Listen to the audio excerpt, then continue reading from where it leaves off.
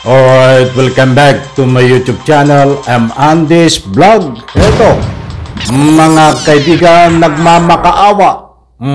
Itong si Senador Bato at Bongo na kung po pwede ay ampunin siya at lumipat diyan ho sa administrasyon, mga kaibigan.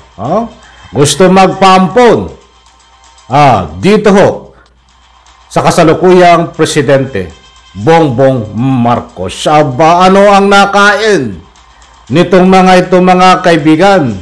Bakit biglang magsisilipatan dito ho sa administrasyon? Ay hindi nyo na kayang bulahin ang taong bayan. Nandahil lang sa malapit na pong mag-eleksyon, nandahil lang sa ika nga po'y makakuha ng boto at mambudol, mangulimbat ng boto, ay nagagawa po nilang magpalit ng kanilang desisyon na iwanan itong dating Presidente Digong bagkus pumunta ho at magpaampon diyan ho kay Pangulong Bongbong Marcos. Kung bago pa lang po kayo sa aking maliit pa na YouTube channel, inaanyayahan ko po kayo, please subscribe. Sabay-sabay po nating i-like ang video na ito kung nagustuhan nyo po. Mga kaibigan, bago tayo magpatuloy, gusto ko pong hingin ang inyong panig. Pabor po ba kayo na itong si Senador Bongo, Senador Bato ay lumipat sa administrasyon, lumipat kay Pangulong Bongbong Marcos, iwanan itong dating Presidente Digong? And reaction, diyan po sa comment section, pwede po kayong mag-iwan, malaya, mag-iwan ng anumang public opinion. Ito, bilisan na po natin at baka tayo kulangin sa oras. Ito, buhato dito sa artikulo ng ABS-CBN, ay ito ang sinasaad. Samahan niyo po akong unawain, pakinggan ito pong artikulo na ito tungkol dito sa paglipat ni Senador Bato at ni Senador Bongo kay President Bongbong Marcos. Talagang bumaliktad, ano? Eto, nag-usap kami ni Senador Bongo na talaga we have to run our own campaign, said De La Rosa. Magsusumikap lang kami dahil wala naman kami inaasahan. Tama, magsumikap kayo, Bato, De La Rosa at Bongo, dahil alam ko wala kayong maasahan kahit ipagpilitan nyo ang inyong sarili na lumipat, sumapi dito kay President Marcos sa administrasyon. Alam ko tatanggihan kayo. Hindi ko pinapangunahan ang ating Pangulong Bongbong Marcos.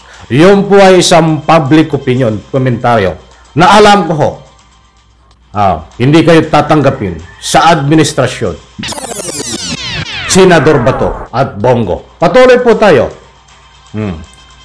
I don't know kung talagang malabo naman siguro kaming kakarga ng administrasyon. Hindi lang po malabo, talagang malabo pa, as in malabo. Huwag ka nang umasa, Senador Bato, Senador Bongo, nakakargahin kayo ng administrasyon. Bakit ba saan ang inyong pinagmamalaki? Diyan sa PDP walang laban. Nung kayo ay nagkaroon ng press conference na lalo pang lalakas ang inyong PDP, walang laban dahil kakampi nyo at kasapi nyo itong sipi na isang artista. Ang galing nyo magsalita, no? Bakit nasa inyong mga pinagmamalaki nyo mga kandidato? At nasaan ang amo mo na si Digong? Iniwan na ba kayo sa ere? O kayo ang mangiiwan sa ere? Kayo ang tatalikod dito kay dating Presidente Digong nang dahil lang nakakatunog kayo na mahina na ang inyong laban, mahina na ang inyong ikangapoy partido. Kaya't gumagawa po kayo ng paraan ngayon, Senador Bato, Senador Bongo, na lumipat sa administrasyon, magpaampon. Yan ang inyong balak. Muli kong ulitin, hindi kayo tatanggapin ng taong bayan. At syempre, ni Pangulong Bongbong Marcos sa administrasyon. Dahil, maraming dahilan. Eto, mamaya natin sasabihin yung mga dahilan na yan. Eto, ituloy po natin. Nasa na po tayo? As of now, yung standing opposition ngayon is yung Liberal Party. Diba? Hindi naman kami acceptable doon. Aba ay nagbabalak din ho. Na magpaampon dito sa tunay na oposisyon. Mga kaibigan, ay, naku po, congratulations sa tunay na oposisyon. Dahil ito pong si Laila de Lima, yung topic po natin kagabi, ay humihingi po siya ng dasal dahil ngayon pong araw na ito ay nagkaroon po ng paghatol sa kanya, but siya ay na-absolto, not guilty. Mga kaibigan, malayang-malaya na itong si Laila de Lima, absolto, not guilty sa kaso, mga kaibigan. Tatalakayin po natin ang kabuuan yan bukas na po sa next vlog natin. Dito muna tayo, pinadaan na lang po natin ang kaunti para sa inyong kaalaman. Okay, congratulations again, Laila de Lima, Attorney Laila de Lima. Eto, nasa na? Kung talagang hindi acceptable, ito, masarap ba? I'm very sorry So sa gitna lang kami and magsusubikap lang kami, guerrilla warfare lang kami nito. We just have to our own guerrilla warfare. So sa gitna lang kami, ayon po kay Senador Bato. Nako po, ngayon pa kayo tatayo sa gitna, Senador Bato, Senadora Bongo. Kami hong taong bayan ay madaling kausap. Senador Bato, Senador Bongo, hindi ba kayo kinikilabutan dito sa sinasabi niyong nasa gitna lang kami dito sa darating na eleksyon, mga kaibigan? Dapat sinay-tinarin mo sa iyong puso, kukuti, utak. Senador Bato, Senador Bongo, noong kapanahonan ng taong bayan ay sumisigaw na kung pwede, huwag niyong ipagtanggol si Kibuloy. Huwag niyong huwag niyong isigaw justice for Kibuloy. Nasasaktan po ang taong bayan dahil kayo ho ay binoto ng taong bayan ng Republika ng Pilipinas bilang tunay at tapat ng magsilbi sa Republika ng Pilipinas at sa taong bayan. Ba't hindi ho? Sa pamamagitan niyo ho, sa pamamagitan ng inyong mga sigaw na justice for Kibuloy, pinagtatanggol niyo si Kibuloy instead ang mga biktima ni Kibuloy. Instead nakapakanan at interest ng taong bayan, hindi ho si Kibuloy kayo nakakampi. Dapat noon pa nyo ginawa na kayo ay nasa gitna para kapaki-pakinabang ng taong bayan. Nandun po ang tunay na hustisya.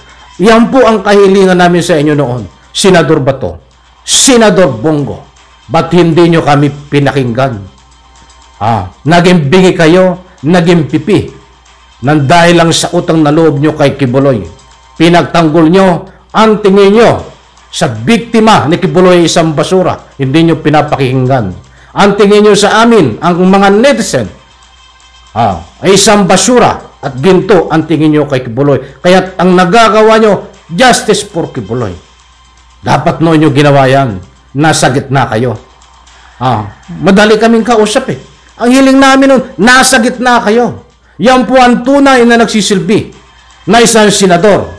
Walang pinapanigan kahit kaibigan. Hindi ho Pinamukha mo sa taong bayan, sinampal mo kami ng inyong sinasabi na justice for Kibuloy.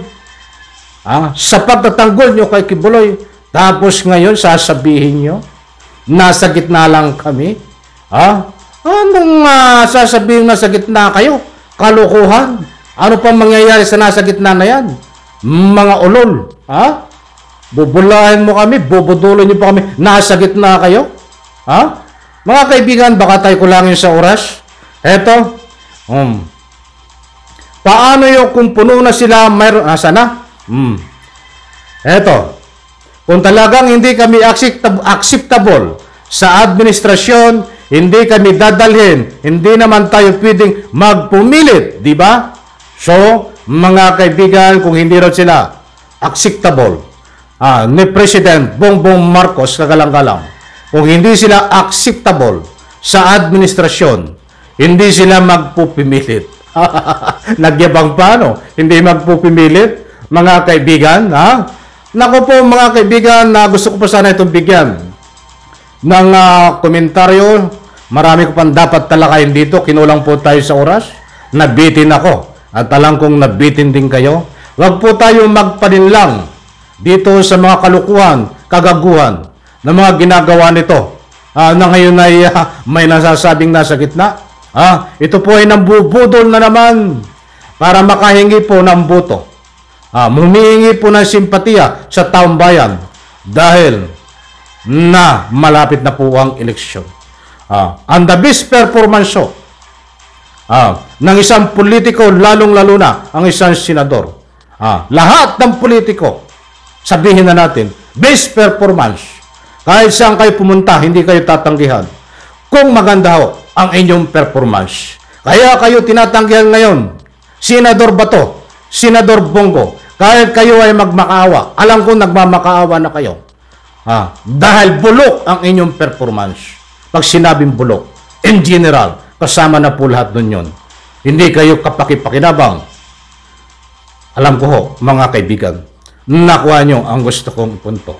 Muli po, matuto po tayong magsuri sa mga nakaraan po na pinaglalaban natin. Tandaan po natin ang mga pangalan na lahat ho na sumuporta kay Kibuloy. Huwag po natin suportahan yan. Mga mahal, kung taga-subaybay. Alam ko ho, alam nyo din ang gagawin nyo. Ayaw ko kayong pangunahan. Diyan po sa comment section, any reaction po dito sa ating tinalakay tungkol dito sa pagpunta sa administrasyon para magpampon, humingi ng boto nitong si Senador Bato at Senador Bongo. Huwag po kayong matakot magbigay ng anumang public opinion. Bye-bye, palakpakan.